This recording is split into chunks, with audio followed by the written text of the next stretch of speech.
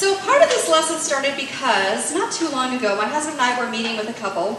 They were having some marriage problems, and it became clear to me that the way that she was interacting with him, now he had his own issues, but during the counseling session we were having with them, she was interacting in a way that was just like draining the life out of the marriage. So I learned some things, just observing. If you want your husband to close his heart to you, if you want to live in a lonely, empty marriage, if you want to be an unappreciated wife, these are the things that you should do. Here's the formula. Disrespect your husband, especially in front of other people. Point out his flaws on a continual basis and really hammer those things home. Ridicule him in front of other people. Scoff at his thoughts, dreams, and feelings. And if none of that works, then be such an insecure, needy, clingy wife that he runs the other direction. Any of those things will work if you want to have a horrible marriage. I don't think we probably want to do that. So on the other hand, to contrast, Proverbs 31, starting in verse 11, reveals some keys to becoming an appreciated wife. It says, the heart of her husband trusts in her, and he will have no lack of gain. She does him good and not harm all the days of her life. So, we're going to kind of just unpack this a little bit. You will be greatly appreciated when the heart of your husband trusts you to be the kind of wife God describes in His Word. That would make sense. So we're going to delve into some things from God's Word that would show us how to become this appreciated wife. You'll be appreciated when your husband can trust you in 11 key ways. First one, can he trust you to be devoted in helping him succeed in all of his responsibilities? Can he trust that you are devoted to helping him succeed at all of his responsibilities? Genesis 2:18, the Lord said, it is not good for man to be alone. I will create a helper suitable for him. Did you know that your husband is going to have a lot to account for when he sees God face to face one day? Because you know what? He's charged with leading you and leading your kids and leading the entire family. That is quite a bit of responsibility. He will have to stand before God and account for how he spent money, how he did go to work or didn't go to work, how he yelled at his kids or was nice to his kids, how he yelled at you or didn't yell at you. I mean, all of these things, he's going to have to account for all the decisions he made as the leader of your family. He has a lot of responsibility. You're not going to have to account for how you led your family because you're not supposed to be the leader, but he will. He has a lot of responsibility, and God has asked you to be his helper. Does he feel like you're his helper? Does he feel like you're his helper? I'm just going to ask that question again for us to ponder together. Does he feel like you're his helper? Just a question. All right, secondly, his heart is going to be able to trust in you if you're respectful toward him. If you're respectful toward him. Now, we've talked about this one a lot. Some of you are like rolling your eyes like, can we get on to a new point here? Well, this is a big, fat point. Ephesians 5:33 says the wife must respect her husband. And we have learned, some of you have read many books on this subject. There have been a lot of books written on this subject because apparently guys really, really, really crave respect. They are wired that way. Women want to be loved and cherished. Men are like, just show me some respect. Show me that you value me. Show me that I'm appreciated. So how can we show respect? We've tossed out many ideas before. I'm just going to throw out a couple of them for those of you who might be new. Some of the things we've learned is, well, what not to do. Not rolling our eyes all the time. Not questioning him all the time. Is that the right way to do that? Do you think you should be doing that? You know, I still do that to this day. I don't know why. I've taught this for years, and I still find myself saying, is that right? The right way to change the tire? Like, I have a clue. But I have to question him anyway, right? So avoiding that questioning. But on the other hand, asking some questions about his opinion and actually listening. That shows respect when you say, you know, what would you like in terms of our dinner times to look like? You know, what do you think that should be like? Do you want to eat in front of the TV? Do you want to eat as a family? Do you want me to cook meals? How many nights a week do you want to get something from a restaurant or whatever? You know, just like asking his opinion and actually incorporating that is a huge sign of respect. You know another one that's super easy? Acting happy to see him when he gets home. How hard is that to just like turn around? To just even turn around and say, hey, glad to have you home. Better yet, to actually like shock him silly and actually walk over and give him a kiss. And he's like, what is going on? What does she want? No, because it's like, this is respectful. Like, wow, you're home. I noticed. I value you. Okay, next point.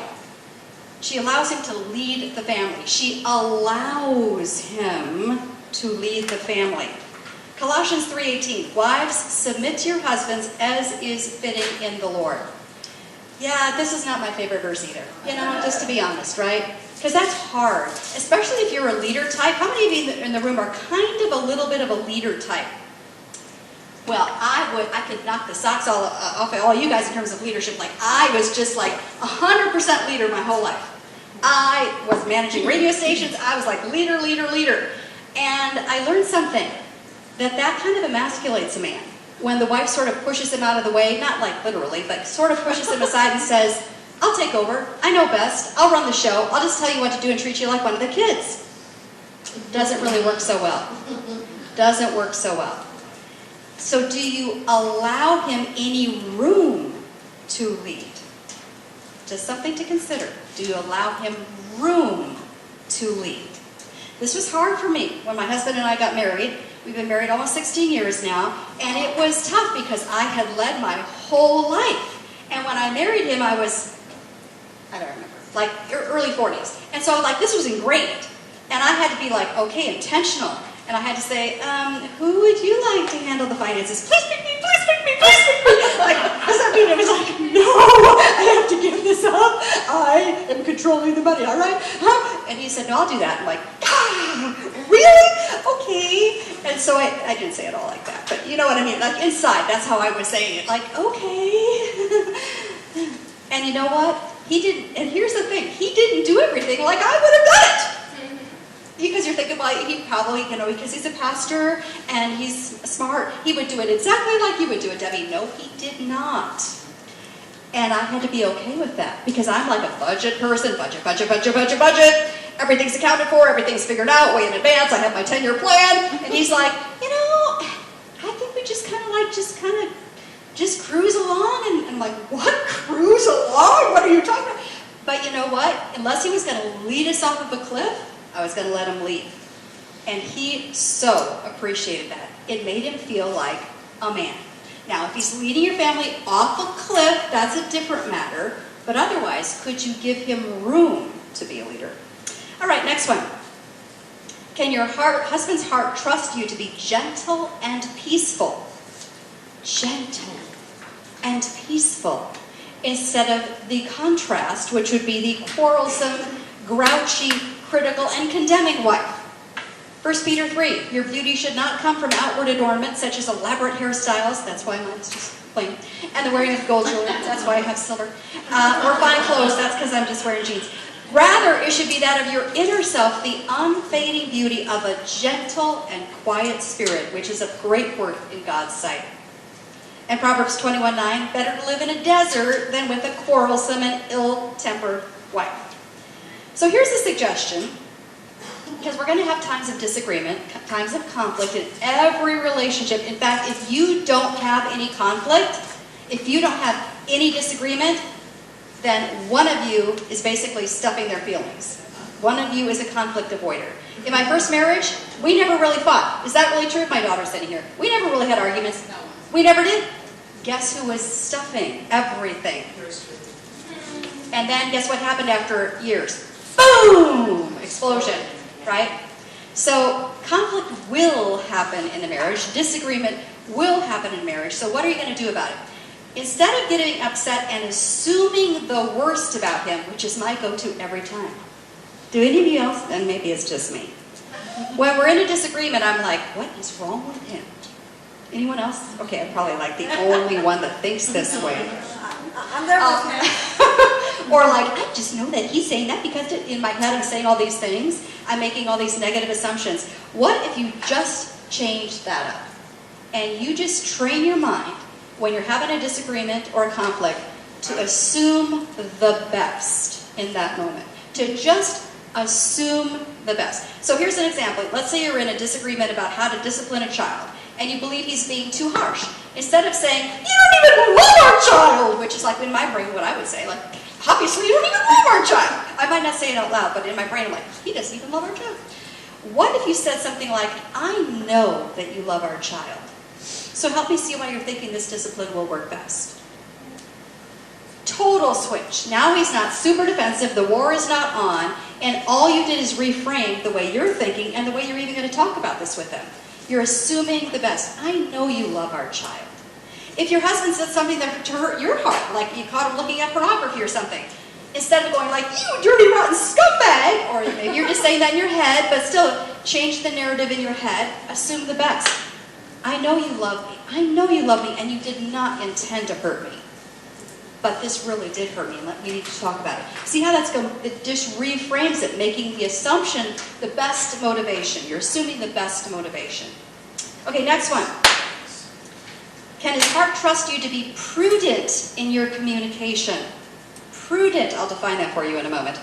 Prudent in your communication, carefully weighing when to say something, when to be silent, and when to delay communication until the right time. Proverbs 19:14 is where this verse, this prudency comes from. It says, house and wealth are inherited from fathers, but a prudent wife is from the Lord. I was reading this verse the other day, and it's like, I don't think I've ever taught on this verse. I mean, here I've been doing this wives ministry forever, and it's like, I don't think I've ever even mentioned this verse. A prudent wife is from the Lord. So I had to look up the Bible definition for this word prudent. Careful, wise discernment, the avoidance of rash behavior or speech. Ooh, let's just review that again. The avoidance of rash behavior or speech. Some of you are like a fire hose when it comes to communication. Do you know what I mean? Like you're upset about something, and so in the moment you're just like a fire hose. Have you ever seen a fire hose? Well, I've only seen it on movies or whatever, where it's like someone let it loose and it's just flopping all over, spraying everything inside, and it's like, just wreaking havoc, right? Some of you are kind of like the fire hose in communication, and some of you are kind of like a plugged sink. You're just like trying to keep it all pressed down, pressed down, pressed down. What if we tried a new approach that might work for both fire hose women and plugged sink women? I'm sure you really enjoy being referred to as a plugged sink woman. But anyway, what if we told our husbands that SOS is suggesting a 1-month experiment where we do a weekly check-in, a weekly marriage check-in using a specific set of questions to guide us during this marriage check-in. Now let me tell you why this is maybe going to be a good thing. This is the idea that God gave me. The beauty of this is that you're going to have an arranged time when you're not in the heat of the battle. You're not in this emotionally charged situation. You have this specific, like whether it's a date night or, hey, on Friday morning we're going to have a check-in, or Wednesday night we're going to have a check-in, or whatever it is. You're not emotionally charged. It's a prearranged time. You have a prearranged list of questions, which I'll hand out to you in a moment, and you can calmly discuss how things are going. This helps the fire hose woman. Because the fire hose woman, you can tell yourself, you know what, I'm going to cause so much damage if I just let go in the moment, but you know what, only 2 days away we're going to have our marriage check-in.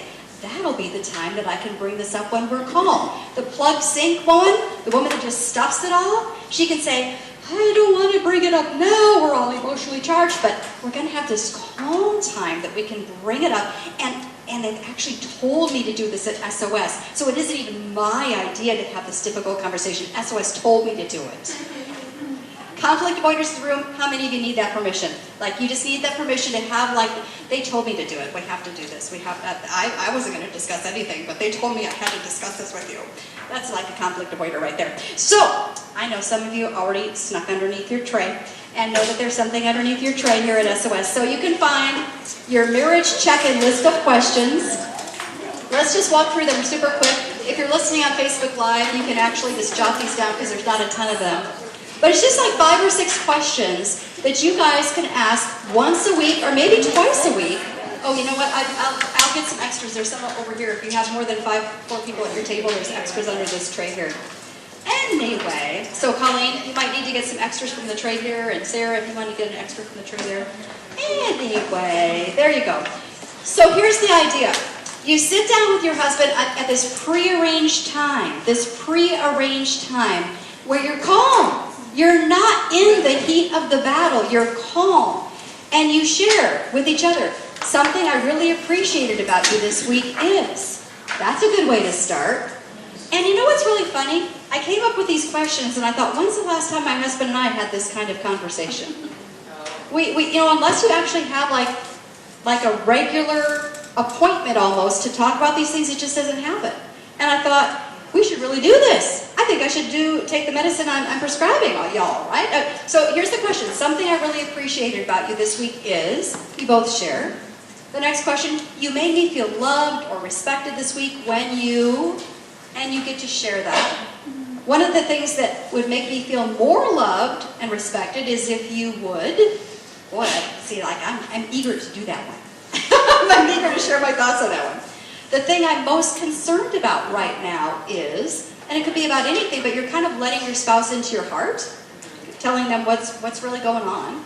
And then one of the best things you can do to help me this coming week is, aren't these good questions? I feel like God gave me these questions. And then the last one has to do with the other thing you found under your tray. Some of you have seen this because I've handed this out before. But what if these are like a list, and this is available at the free resources tab at squadronofsisters.com. It's a list of topics that you can discuss, maybe 2 or 3 during each one of your marriage check-ins, and you discuss your expectations in these areas. His expectations, your expectations. Things like, what is his expectation for tidiness and cleanliness of the home? What are your expectations? And you share and you discuss and you kind of get enlightened, because we assume a lot of things. Like the very first one is sex. Did anyone notice that? I put that there because it would make the men more interested in having this discussion.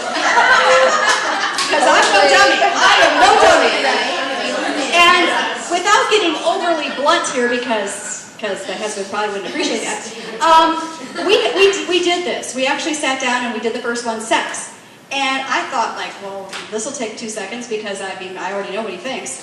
I was making all sorts of assumptions that wasn't even what he was thinking at all. I was like, okay, he's Latino, he probably is like every other minute, okay. And he's like, I'm over 60. I was like, that's not really that big a deal. I'm like, hallelujah! Okay, anyway, so I'm just saying, you might find out that things that you've been assuming, sorry, my daughter's in the room. That's just too much information. Isn't it? Oh, that too. I keep on forgetting Facebook Live. Hi. Yes, gosh. Now I'm going to start turning red. There are other questions that are way more tame. Oh, hi, Deborah. That's really, okay. Well, you already know these things. Okay, so anyway, but there's things like division of chores, gifts, a church involvement, family time, disciplining the children, vacations. We make all these assumptions that we think we know what our spouse thinks about everything, and often we really don't know. So I'm just saying, this marriage check-in, if you did it like once or twice a week, using this little list that's super easy, and SOS said we should do this as an experiment, I can about guarantee you that you are going to be able to learn way more about your husband. You're going to avoid the fire hose syndrome because you're not going to be addressing all these things in the heat of the battle. You're not going to have the plugged sink syndrome where you're stuffing everything because you're afraid of having any conversations because SOS gave you permission to have the conversation. Maybe it's just something to try. Okay, let's move on to the next one. Can he trust you to manage the home so it's reasonably tidy and organized? Doesn't have to be, Martha Stewart glamorous or anything. Proverbs 31, she selects wool and flax and works with eager hands. She gets up while it is still dark. She provides food for her family. She sets about her work vigorously. Her arms are strong for her tasks. She watches over the affairs of her household and does not eat the bread of idleness. Now, this doesn't mean you personally have to do everything, because many of you work outside the home, but could you come up with a plan? Could you come up with a plan to keep the house somewhat tidy and organized? It'll help everyone's anxiety, by the way. Next one, can he trust you to be kind and compassionate to those who are hurting and in need, including your husband? Including your husband. This is based on Proverbs 31:20. She opens her arms to the poor and extends her hands to the needy.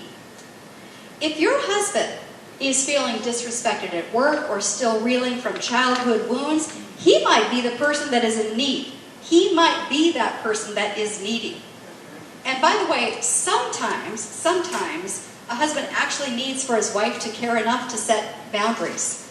and to say, you know what, you have an alcohol problem, you have a gambling problem, or whatever it is. Sometimes that is a kindness. That is a way to help him because he is in need of your help. Okay, next one. Can he trust you to dress attractively and take care with your appearance? Proverbs 31:22. She is clothed in fine linen and purple, which in that day was like, ooh, fancy stuff, right? And again, you don't need to be a supermodel or anything. I was born with all sorts of flaws. I just am really eager to get to heaven and say, what were you thinking? What were you thinking? Maybe all of you are like happy to be like, why did he create cellulite? Why? I don't know. I don't know. But anyway, are you taking reasonable care of your health? Are you trying to take care of your health and look the best with what God has given you? Next, can he trust you to be confident of your value and be strong enough to require others to treat you respectfully? This comes from Proverbs 31, verse 25. Because this whole section of Proverbs is talking about this valued, excellent wife. And it says in Proverbs 31:25, she is clothed with strength and dignity. She's no wimpy doormat kind of woman. She carries herself with self-respect. And did you know that most men find confident women very sexy? They want an intelligent, confident woman who treats him with respect, but also who has self-respect. This means she doesn't tolerate her man calling her foul names and abusing her in any way. She has self-respect. Number 10, can he trust you to offer him wise counsel stemming from your own study of the Bible and your relationship with the Holy Spirit? Can he trust you to offer him that wise counsel? Proverbs 31:26, she speaks with wisdom and faithful instruction is on her tongue. If we are in the Word, we will develop wisdom. If we're connected to God through prayer, we will sense his guidance. And this is one super important way we can help our husbands, right? And this doesn't mean that everything's going to be done our way, but we can ask our husbands if they'd like our input. I'm telling you, I have to be careful with this one. Sometimes my husband and I will disagree, and I'll get my opinion out there. And hopefully it's backed up in the Bible, but I'll get my opinion out there. And even though we might disagree, like the next day he incorporates my opinion, and I'm like, holy smoke, I hope I really thought this through instead of just throwing out an opinion willy-nilly, right? Our husbands are often listening to our opinion even when they don't seem like they are. So are you offering Bible-based wise counsel? Are you in the Word enough to have Bible-based wise counsel?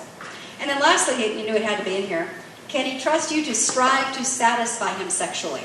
1 Corinthians 7, since there is so much immorality, each man should have his own wife, and each woman her own husband.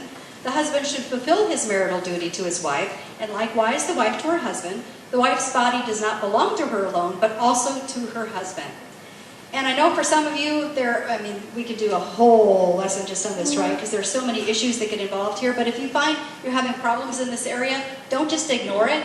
Go get counseling. Go talk to somebody about it. Don't ignore this problem. So looking at all of this, a key question to ask yourself, can my husband's heart trust that I am seeking to be a blessing to him? Can my husband's heart trust that I am seeking to be a blessing to him? Does he believe you are for him? Does he believe that you have unconditional love for him? Here's an interesting way to say this, does he trust that you love him and not just your marriage? Does he trust that you love him and not just your marriage? Because we can sometimes put our marriage even ahead of our husband. We can also say that we're really trying to improve our marriage when what we're really trying to do is to get our husband to get on board with what we want. That would be called improving our marriage, wouldn't it? Right? So it's very subtle, but can he trust that you are for him? This is kind of a big biblical principle. Jesus loves us, came to serve us, and out of thankfulness to God, we're supposed to love and serve others. That's the model that Jesus gives to us. So we have to ask ourselves, is it my intention to look for ways to help and bless my husband, or am I actually trying to get him to change so that he makes me feel happy?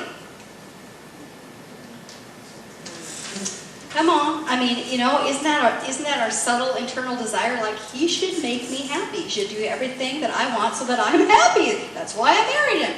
Well, Jesus kind of looks at things in a different way, doesn't he? He says, actually, we're supposed to love and serve others. Jesus was the best model of this, wasn't he? John 13, when he had finished washing their feet, he put on his clothes and returned to his place. "Do you understand what I have done for you?" he asked them. "You call me teacher and Lord, and rightly so, for that is what I am. Now that I, your Lord and teacher, have washed your feet, you also should wash one another's feet. I have set you an example that you should do as I have done for you." That was a humbling thing to do. And Jesus is the Lord of all, and he says, I can stoop down and I can wash your feet. Also, Philippians 2, some of you know this verse pretty well, pretty much tells us that we're supposed to focus more on blessing others than on us getting blessed. It says, "Do nothing out of selfish ambition or vain conceit, but in humility consider others better than yourselves. Each of you should look not only to your own interests, but also to the interest of others." So what if considering your husband's interests above your own just does not seem that fun? Actually seems kind of preposterous, kind of ridiculous. Okay, 2 thoughts. Honestly, true fulfillment comes from serving God and blessing others. That's where you actually find true fulfillment. Have you ever noticed that when we're totally self-focused, we are rarely happy? When we are self-focused, we are rarely happy.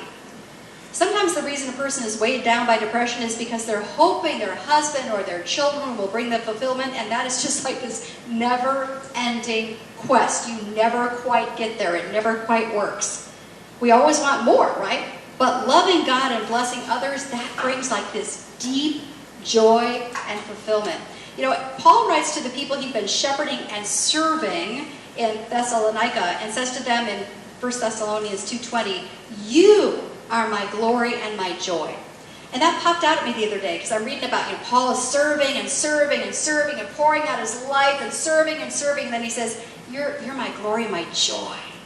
It brought him great joy to actually serve, to stop navel-gazing, to stop being self-focused, to stop saying, I want, I need, and he served, and that brought him great joy.